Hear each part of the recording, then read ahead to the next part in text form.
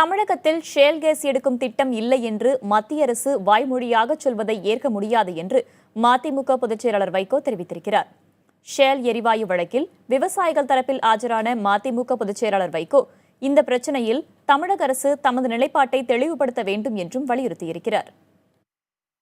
மத்திய அரசினுடைய கொள்கை வரைவு திட்டம், policy directions, guidelines, shale gas எடுப்போம், குறிப்பாக எத்தனை கிணறுகள் என்பதிலே காவிரி டெல்டாவில் குத்தாலம் பகுதியிலே இந்தந்த இடங்கள் இத்தனை கிணறுகள் என்றே குறிப்பாக இருக்கிறது. இதை மூடி மறைத்துவிட்டு கொள்கை ரீதியாக நாங்கள் இந்த திட்டத்தை மாற்றிவிட்டோம் சொல்லாமல் நாங்கள் ஒன்றும் ஷேல் கேஸ் எடுக்கப் போவதில்லை என்று பொத்தாம் பொதுவாக சொல்வது ஊரை ஏமாற்றுகிற வேலையாகும். இன்றைக்கும் மத்திய சர்க்கார் சார்பில் எந்த பிரமாண வாக்குமூலமும் இங்கே தாக்கல் செய்யப்படவில்லை. வாய்மொழியாக சொல்லுகிறோம் என்றார்கள். இதை ஏற்க முடியாது.